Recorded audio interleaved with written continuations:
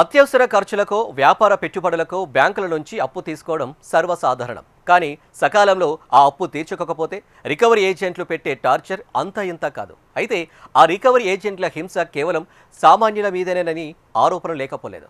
బడాబాబులు మాత్రం ఇంచెక్క అప్పులు ఎగ్గొట్టి దర్జాగా తిరుగుతుంటారు, లేదంటే విదేశాలకు చెక్కేస్తారు. ఫలితంగా బ్యాంకులు దివాలా తీస్తున్నాయి. అలా బ్యాంకులు దివాలా తీయకుండా రిజర్వ్ బ్యాంకు నిబంధనలు భరోసా కల్పిస్తుంటాయి.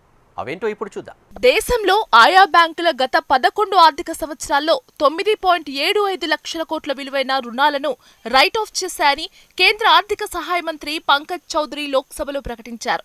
దీంతో రైట్ ఆఫ్ అంటే ఏంటి, ఎన్పీఏ అంటే ఏంటన్న అంశం చర్చనీయాంశంగా మారింది.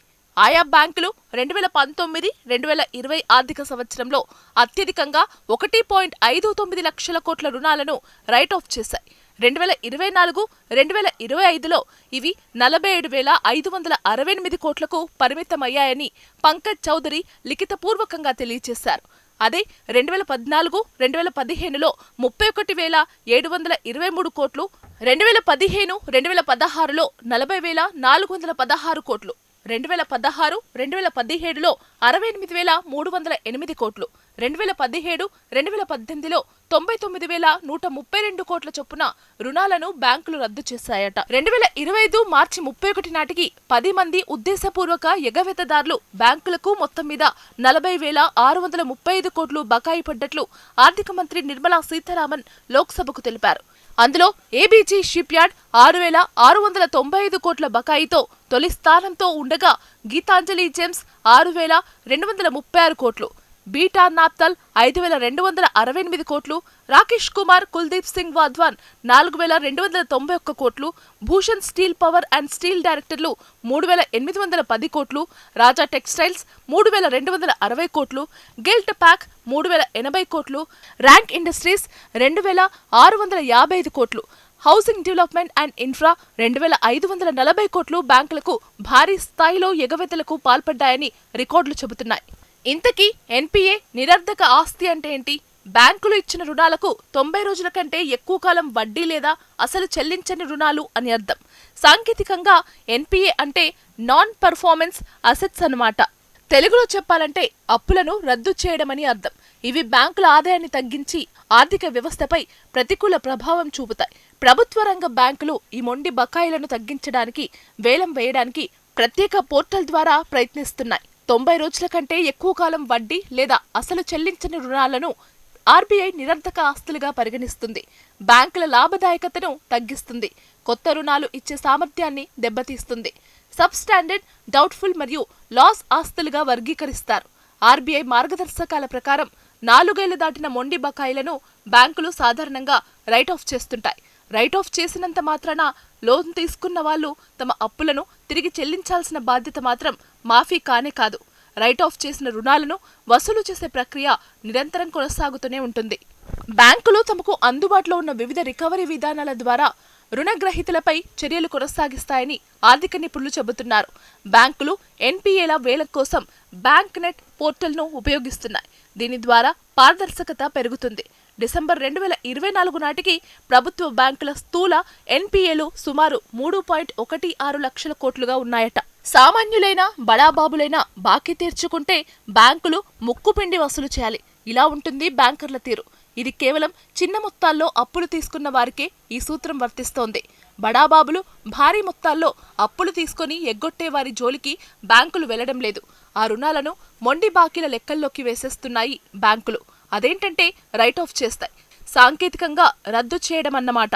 ఇంతకీ ఈ నిర్ణయం సరైందేనా?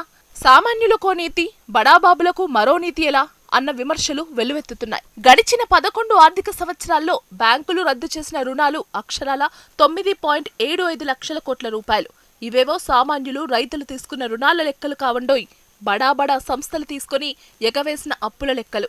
ఈ మొండి బాకీలను వసూలు చేయలేక, ఆయా కంపెనీలపై చర్యలు తీసుకోలేక పూర్తిగా రద్దు చేసేశాయి ఆయా బ్యాంకులు. ఈ విధంగా బ్యాంకులపై ప్రతి ఏటా రుణాల భారం పెరిగిందన్న విషయం స్పష్టమవుతుంది. 2025 మార్చి 31 నాటికి 10 బడా సంస్థలు ఉద్దేశపూర్వకంగా బ్యాంకులకు 40,635 కోట్ల బకాయి పడ్డాయి. నిజానికి రిజర్వ్ బ్యాంక్ ఆఫ్ ఇండియా నిబంధనల ప్రకారం ఒకసారి రుణం ఎన్పీఏగా మారిపోయి 4 ఏళ్ల పాటు అలాగే ఉంటే ఆ నష్టాన్ని భర్తీ చేసేందుకు అంత మొత్తంలో మూలధనాన్ని పెట్టుకోవాల్సి ఉంటుంది. ఆ తర్వాత బ్యాలెన్స్ షీట్ నుంచి ఎన్పీఏను తొలగిస్తారు. ఆర్థిక శాఖ వెల్లడించిన రుణాల రైట్ ఆఫ్ అంతా ఈ నిబంధనల మేరకు జరిగిందే. సర్వసాధారణంగా రుణాలు రద్దు చేయడం అంటే అప్పు తీసుకున్న వ్యక్తి సదరు ఆ అప్పు కట్టాల్సిన పని ఉండదు. కానీ ఎన్పీఏ విషయంలో ఆ వెసులుబాటు ఉండనే ఉండదు. ఆయా బ్యాంకులు ఈ మొండి బాకీని బ్యాలెన్స్ షీట్ నుంచి తొలగించినా అప్పు తీసుకున్న వ్యక్తికి తిరిగి చెల్లించాల్సిన బాధ్యత ఉంటుంది. ఆయా రుణాలను రైట్ ఆఫ్ చేసినంత మాత్రాన సదరు అప్పు తీరినట్టు కాదన్నమాట. లోన్ రికవరీ ఏజెంట్ల పని వారు చేస్తూనే ఉంటారు. రుణగ్రహీతల ముక్కు పిండి అప్పు వసూలు చేయడానికి ఏమాత్రం వెనుకాడరు. కానీ ఆ అప్పులు ఎప్పుడు వసూలు అవుతాయి, అసలు వసూలు అవుతాయా అన్నది అనుమానమే. అప్పు తీసుకున్న వారి పరిస్థితిని బట్టి ఆ మొండి బాకీలు వసూలవుతాయి. అయితే రుణగ్రహీలు మొండికేస్తే ఆ అప్పులు మొండి బాకీలుగానే మిగిలిపోతాయన్నమాట. ఇంతకీ మొండి బాకీలు వసూలు కాకపోతే బ్యాంకర్లు సర్వసాధారణంగా రైట్ ఆఫ్ అనే ప్రక్రియకు శ్రీకారం చుడతారు. రైట్ ఆఫ్ అనేది బ్యాంకింగ్ పరంగా ఓ సాంకేతిక విధానం. వసూలు కాని మొండి బాకీని బ్యాంకులు ఇక వసూలు కానట్టే ట్రీట్ చేస్తాయి. ఇదంతా ఫైనాన్షియల్ స్టేట్మెంట్లో ఈ అప్పు కేవలం సర్దుబాటు చేసేందుకేనని నిపుణులు చెబుతున్నారు. ఈ ప్రక్రియ ద్వారా బ్యాంకుల ఆర్థిక పరిస్థితి బలపడుతుంది. ఇలా ఉంటే సామాన్యుడు కానీ మధ్యతరగతి జీవులు కానీ ఒక్క ఈఎంఐ కట్టకపోయినా ఎన్నో విధాలుగా హింసించే బ్యాంకర్లు, రికవరీ ఏజెంట్లు, కార్పొరేట్లు కానీ బడా సంస్థలు కానీ వేల కోట్లు ఉద్దేశపూర్వకంగా ఎగనామం పెట్టినా కిమ్నకుండా ఎన్పీఏ ప్రక్రియను ఉపయోగించి చేతులు దులుపుకుంటున్నాయన్న ఆరోపణలు లేకపోలేదు. అయితే ఇలా మొండి బాకీలను ఎన్పీఏ చేయడంతో ఆడిట్ సమయంలో ఎటువంటి ఇబ్బందులు తలెత్తవని చెబుతున్నారు. ఆర్థిక నిపుణుల అభిప్రాయం ప్రకారం బ్యాంకుల బ్యాలెన్స్ షీట్ పారదర్శకంగా ఉంటుందన్నమాట. తద్వారా ఇన్వెస్టర్లలో భరోసా పెరుగుతుంది. ఇలా తరచూ అప్పులను రైట్ ఆఫ్ చేయడం వల్ల ఆడిటింగ్ సమస్యలు ఎదురుకాక తప్పదు. ఒకవేళ మొండి బకాయిలు ఎలాగో అలా వసూలైతే వాటిని ఆయా ఆర్థిక సంవత్సరం లాభాల్లో చూపుతారు. ఇలా ఉంటే రైట్ ఆఫ్ చేసిన మొండి బకాయిలు వసూల బాధ్యతను బ్యాంకులు స్పెషల్ రికవరీ బృందాలకు కానీ అసెట్ రీకన్స్ట్రక్షన్ కంపెనీలకు కానీ అప్పగిస్తాయి. అంటే మొండి బకాయిలను ఆడిటింగ్ చిక్కులు ఎదుర్కోకుండా రైట్ ఆఫ్ చేస్తారే తప్ప వాటిని వసూలు చేయబోరని అర్థం కాదని నిపుణులు చెబుతున్నారు. ఎన్పీఏ చేసినప్పటికీ రుణగ్రహీతలు ఆ అప్పు చెల్లించాల్సిందే. లేదంటే రికవరీ టీంల హింస సాధారణంగా అందరికీ తెలిసిందే కదా. అయితే బడా కంపెనీలు, సంస్థలు, బడాబాబులు బ్యాంకుల నుంచి ఎన్ని కోట్ల అప్పులు తీసుకున్నా వాటిని ఎగ్గొట్టే ఆలోచనలో ఉండొచ్చు. అలా అయితే వాటిని బ్యాంకర్లు రైట్ ఆఫ్ చేసేస్తాయి కదా అన్న ధీమా వారిలో ఉంటుంది. ఇటువంటి సందర్భాల్లో బ్యాంకులు ఆర్థికంగా దివాలా తీయకుండా కేవలం తాత్కాలికంగా ఆయా అప్పులను రైట్ ఆఫ్ చేసి ఆ తర్వాత రికవరీ చేస్తాయన్నమాట. అయితే ఈ మొండి బాకీల విషయంలో ఇటీవల ఆర్బీఐ ప్రకటనను గమనిస్తే దేశంలో పారు బాకీల భారం క్రమంగా తగ్గుతోందని తెలుస్తోంది. 2025 సెప్టెంబర్ ఆఖరి నాటికి 46 బ్యాంకులు జీఎన్పీఏ నిష్పత్తి దశాబ్దాల అత్యంత తక్కువ 2.1% ఉందని ఆర్బీఐ ప్రకటించింది. మార్చి 2027 నాటికి ఇది 1.9% తగ్గుతుందని అంచనా వేసింది. మొండి బాకీలు వసూలు కాక ఆర్థిక నష్టాల్లో కొట్టుమిట్టాడే బ్యాంకులను గట్టెక్కించేందుకు కేంద్ర ప్రభుత్వం రీక్యాపిటలైజేషన్ బాండ్లను అందజేస్తుంది. దీని అర్థం ఏంటంటే ఆయా బ్యాంకులకు మూలధనం లేకపోతే ఈ బాండ్లు పూచికత్తుగా ఉంటాయన్నమాట. ఫలితంగా బ్యాంకులకు ఆర్థిక భరోసా వస్తుంది. మరోవైపు ఈ నిరర్ధక ఆస్తుల లోటు భర్తీ కోసం డైరెక్ట్ క్యాపిటల్ ఇన్ఫ్యూషన్ పేరుతో బ్యాంకులకు భారీ పెట్టుబడులు అందిస్తోంది కేంద్ర ప్రభుత్వం. ఈ విధంగా ఈ మధ్యకాలంలో కేంద్రం ఆయా బ్యాంకుల బ్యాలెన్స్ షీట్ల సర్దుబాటు కోసం 2 లక్షల కోట్లు అందించింది. ఈ డబ్బు అంతా సామాన్యుల నుంచి ప్రభుత్వం రకరకాల పన్నుల రూపంలో వసూలు చేసిందేనని చెప్పక తప్పదు. 90 రోజుల కన్నా ఎక్కువగా ప్రిన్సిపల్ గాని వడ్డీ కానీ బాకీ పడితే బ్యాంకర్లు ఎన్పీఏగా చూపెడతారు. కానీ ఎన్పీఏ 3 ఏళ్ల కంటే ఎక్కువగా చూపెట్టకూడదని ఆర్బీఐ నిబంధనలు చెబుతున్నాయి. కాబట్టి 4వ ఏడు కూడా వసూలు కాని అప్పులను రైట్ ఆఫ్ చేస్తాయన్నమాట. మొండి బాకీలను కేవలం పుస్తకాల్లోనే రైట్ ఆఫ్ చేస్తారు. ఆ తర్వాత ఏదో ఒక రూపంలో ఆ అప్పులను వసూలు చేస్తాయి. కోర్టు ద్వారానో రీకన్సిలియేషన్ ద్వారా కానీ వసూలు చేస్తాయి. రాని బాకీలను వసూలు చేసే బాధ్యత ఆయా బ్యాంకులదే.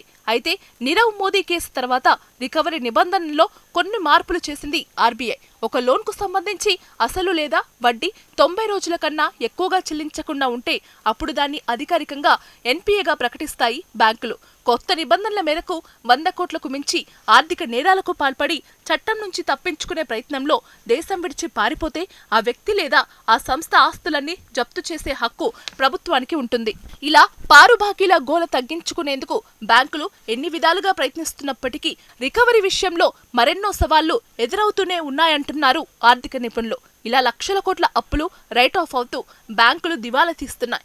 ఈ బాధ్యత బ్యాంకులదా, ప్రభుత్వానిదా లేదా వ్యవస్థల లోపాలా అన్నది $1 మిలియన్ ప్రశ్నగా మారింది.